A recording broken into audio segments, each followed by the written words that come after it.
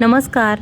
Sangeeta kitchen रेसिपीमध्ये तुमचं अगदी मनापासून स्वागत आहे. बघा, आज आपण इथं मस्त असा दुधी भोपळा घेतला आहे आणि अक्षरशः साल काढून संपूर्ण असा व्यवस्थित साफ केलेला आहे. पहा, आपण कायमच भोपळ्याची भाजी खातो, पण कधीतरी वेगळ्या पद्धतीने केली की खरंच खूप टेस्टी अशी भाजी लागते. हे बघा, आता याच्यात मी आधीच टाकलेलं आहे कोथिंबीर, लसूण टाकला आहे, जिरं टाकलं आहे, मिरच्या टाकल्या, थोडासा शेंगदाण्याचा कूटही टाकून घेतला आहे. अशा पद्धतीने याला साहित्य लागतं. साहित्यही काही जास्त नाही आहे मैत्रिणी.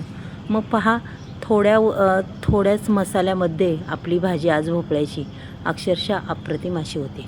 चला, आता भोपळा छानपैकी धुवून घेतलेला आहे. तो पूर्ण मी असं ताटात काढते. हे बघा, मस्त असं ताटात काढून घ्यायचा मैत्रिणी. पाहू शकता तुम्ही, ताटात पूर्ण भोपळा काढून घेतलेला आहे. त्याच्यानंतर आपल्याला गॅसवर कढई ठेवायची. कढईमध्ये अगदीच थोडं तेल, थोड्याच तेलामध्ये भोपळ्याची आपली रेसिपी अगदीच चवदार अप्रतिम अशी ही लागते. पहा, आणि भोपळा हा शरीरासाठी खरंच खूप खूप फायदेशीर आहे. त्याच्यामुळं भोपळ्याची भाजी कायमच करीत जावं. आठवड्यातून 2 वेळा तरी हा भोपळा खावा. तेल अगदीच चांगल्या पद्धतीने जरा तापून द्यायचं. जास्त बी नाही तापवायचं की आपल्या अंगावर उडे ना म्हणून, असं नाही तापवायचं. अगदी मध्यम असं तेल तापवायचं. त्याच्यानंतर त्याच्यात टाकायची मस्त अशी मोहरी अगदी छान तडतडली. त्याच्यानंतर लगेच जिरी टाकायची. पहा, लगेच आपल्याला कढीपत्त्याची पानंही टाकून द्यायची. पानं अगदीच चांगल्या पद्धतीने तडतडली आणि मोहरी जिरी बी छान अशी का मस्त रंग आला आहे, म्हणजे आपलं अगदीच मस्त असं तडतडलं आहे बरं का. त्याच्यानंतर आपल्याला त्याच्यात आता टाकायची थोडीशी हळद टाकून त्याच्यानंतर थोडासा हिंगही टाकायचा. हिंगाने अगदी छान अप्रतिम अशी चव येते. आता हे पूर्ण हलवून घेतल्याच्यानंतर आपण जे घेतलेल्या वस्तू होत्या त्या वाटलेल्या ते आता मी टाकून घेणार आहे बरं का. पाहू शकता तुम्ही, पूर्ण हे टाकणार आहे आणि पुन्हा मसाला मिक्स करून घेणार आहे. शेंगदाणे आधी भाजून घेतलेले होते बरं का मैत्रिणी, थोडेसे खरपूस असे भाजलेले होते आणि त्याच्यानंतरच त्याच्यात टाकलेले आहेत. पाहू शकता तुम्ही. आता याच्यात टाकायचा आपण धुवून घेतलेला भोपळा. हे बघा, भोपळा हा मी पूर्ण असा धुवून घेतलेला आहे स्वच्छ आणि त्याच्यात टाकून दिला. आता चला मिक्स करून घेऊया.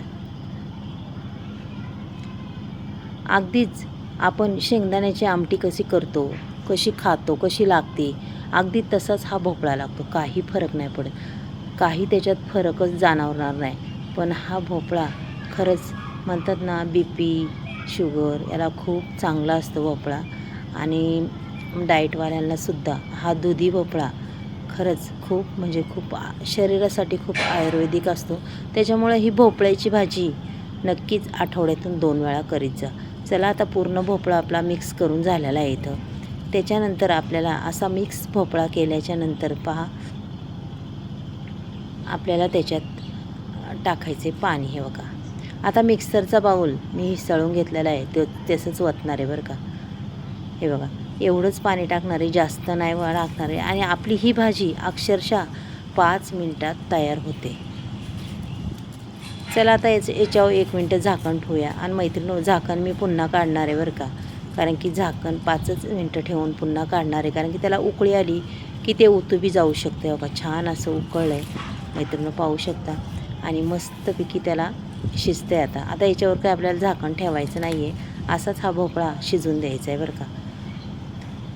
अक्षरशः इतका चविष्ट अप्रतिम अशी ही भोपळ्याची भाजी लागते. पहा, पूर्ण भाजी तयार झालेली आपली, पाहू शकता. मस्त लपथपीत अशी भाजी झालेली आहे आणि खरंच खायला खूप टेस्टी.